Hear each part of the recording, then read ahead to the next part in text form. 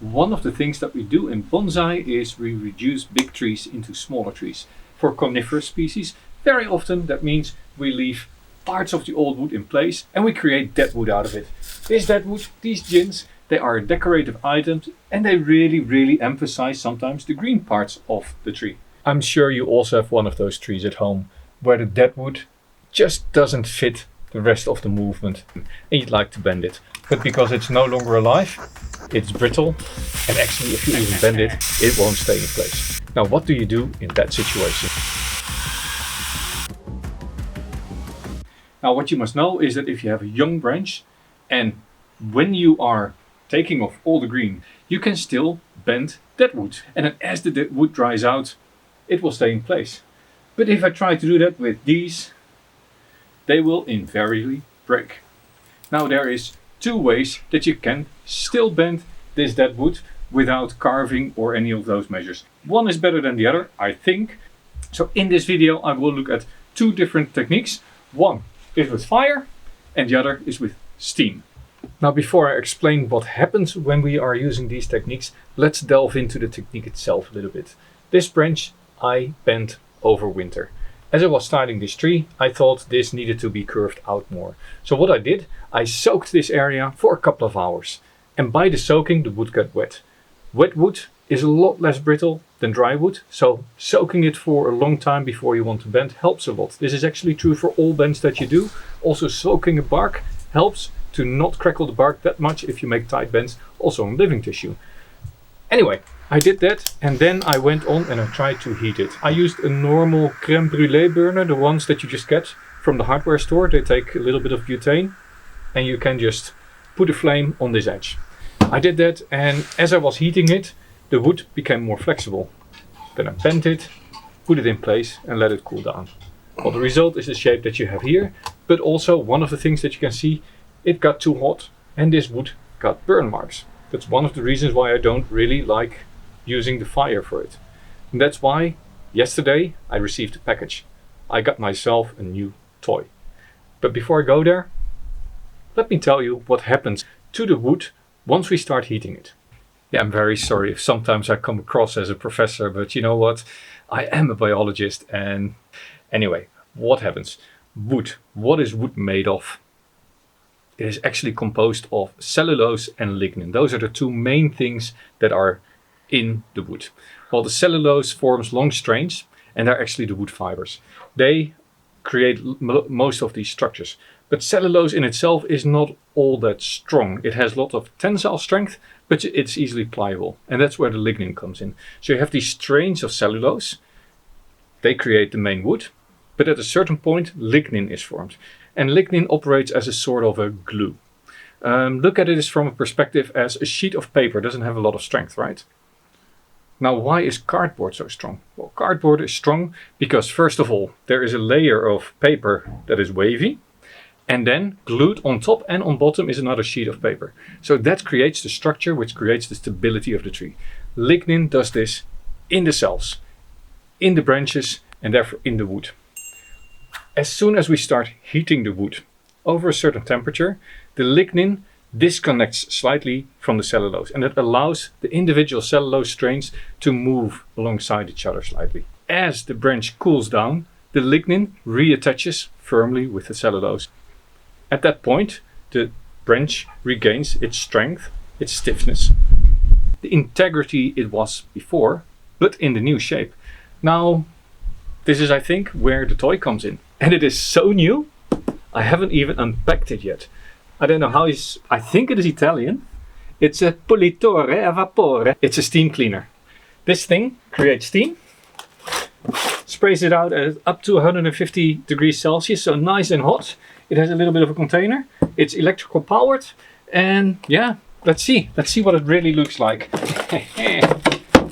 My new toy. I'm sure there's a manual somewhere, but you know what they say, right? Guys and manuals. I'm an engineer. Should be able to figure this out. Yes, biological engineer. Look it up, Wageningen University. I suppose this hosey thingy slides on this sprouty thingy. Look, it has a ball attachment. That means that I can actually direct it in multiple directions. That's cool. Now I just slide this on, I suppose, and slide it down. That's pretty simple. Now where does the water go? Steam created by cooking water, right? I suppose I just fill it up here. Now there's all these other attachments. I think this really is supposed to be used for real cleaning. I don't use these, but all the way at the bottom, look at that. There is actually a manual, and the reason that I am going to look at the manual is there's a little warning thingy right there. And the reason why I want to check in the manual, you know, if you start heating water and you put it in a closed container, there's also pressure building up. I want to know how this works, whether this is a safety nozzle or something. I don't know. Safety precautions. Can't find anything here. Don't overfill the tank. Guess that's most of it. Overly high steam pressure will be caused. This on top, and let me get some water.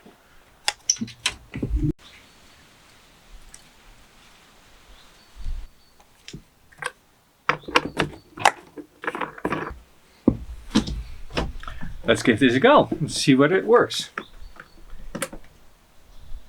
Alright, for all of you from the Netherlands, or maybe even from around the world, remember that 80s commercial? I think it was computer manufacturing. You might need to plug it in.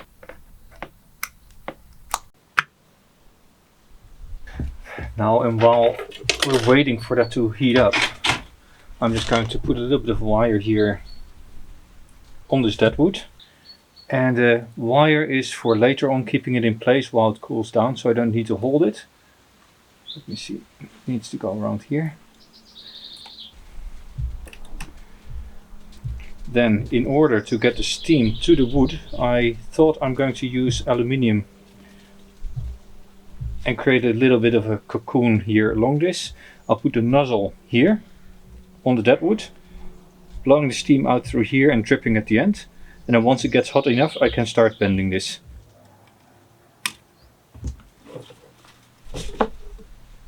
Yep, the light has just gone out. Let's try, see whether this works. Security off. That works. This goes up to this deadwood. It is a little brittle, so I have to be careful.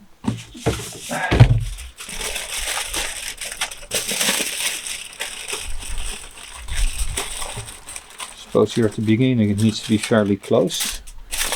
And here as well.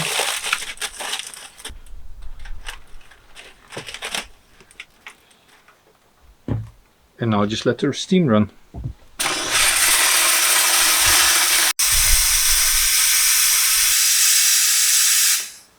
Steam was running out, so let's see whether this has actually made it pliable.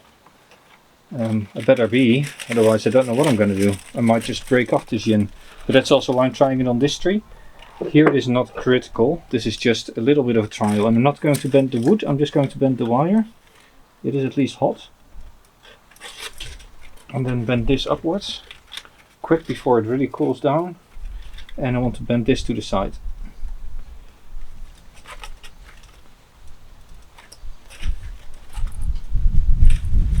And this down.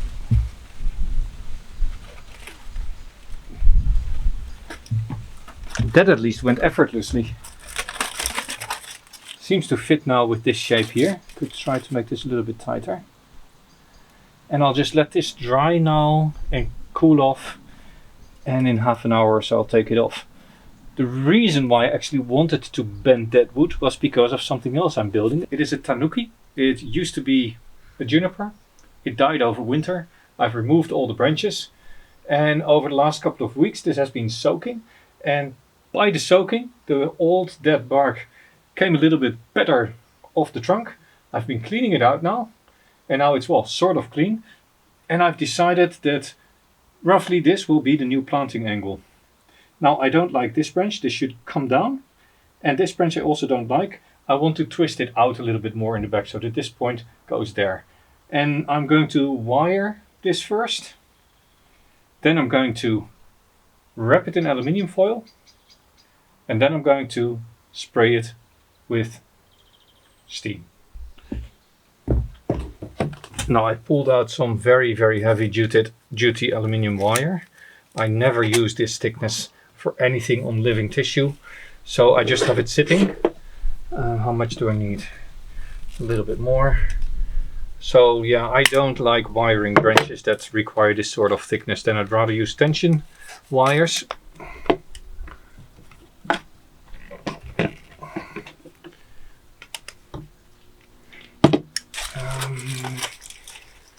Between these pieces of deadwood here and then around, that should work. And then close this off. Let's see.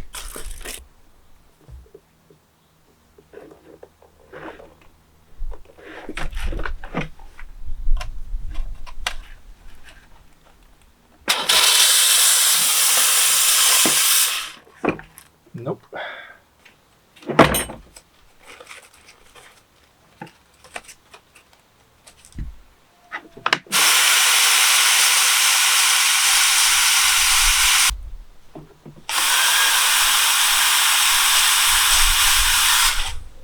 I guess the water is done, steam's running out.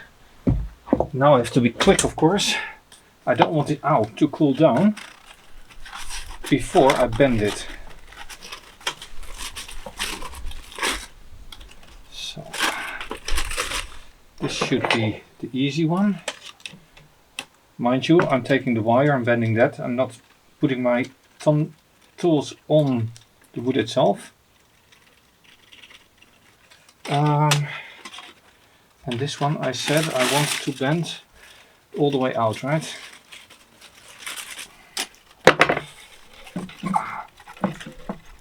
It's not really bending yet. Or is it? It's not flexible. Suppose this is too old and too thick to quickly bend with this tool.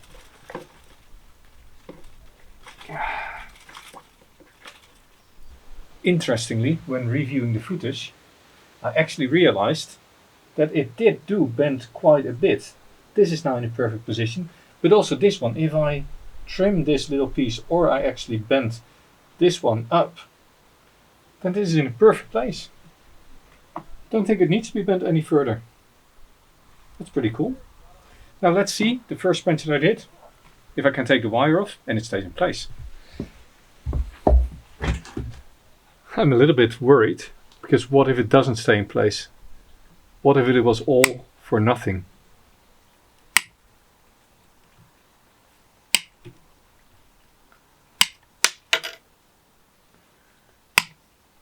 Does it stay in place when I let go? Perfect. Will you look at that? Perfectly shaped. Well, moment of truth. I'm thinking about leaving this in place. So I'm not convinced it is just the soaking with steam that did it. I might leave this one in place, but the small one I'm going to unwire and see whether that moves when I remove the wire. A little bit of a back clip. But no, this is staying in place. Look at that. This was really against the other piece of wood. Now it is in place. Yeah, quite pleased with that. So now these little branches are quite pliable, and what I'm thinking of doing is just wiring them in the shape I want, steaming them and letting them cool down. See whether that also works, because it is pliable enough to bend, it just won't stay in place if I bend it. And we said that if I have the tree like this should not interfere with that one, so I want to bend this upwards, just like that. Then it's also more in line with what the other branches do. And I'll do the same for this. I'm going to bring this little end outwards a little bit more. So now I think it's more harmonious, right? Then I'll wrap this in aluminium foil, steam it for a couple of minutes and see whether it stays in place. Well, that should have done the trick. Still nice and warm, so it needs to cool down a little bit longer. Let me unwrap it. And yeah, although I was joking, the bark actually does separate a little bit with all the extra heat and water. So slowly and surely I can start peeling off more and more of these little bits, which will of course also come off over the time. Still quite warm. Really need to let this cool down to room temperature. So let's see whether that worked.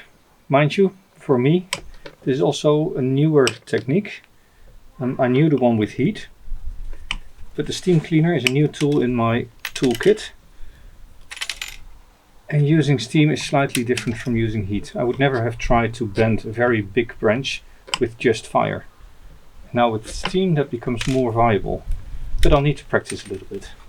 If there's anybody out there who has a good idea on how to bend the bigger bonds more easily, is it just longer steaming? Let me know. This actually worked. Sticking in place. Now in line with the rest of the tree. Can plant it up like this, and I can see all the components of the deadwood. And with that, I think we've come to the end of this video. A little introduction on bending deadwood using heat and water. This was Jelle, growing bonsai. Keep growing bonsai, and if they die, create Tanuki out of it. That's an idea.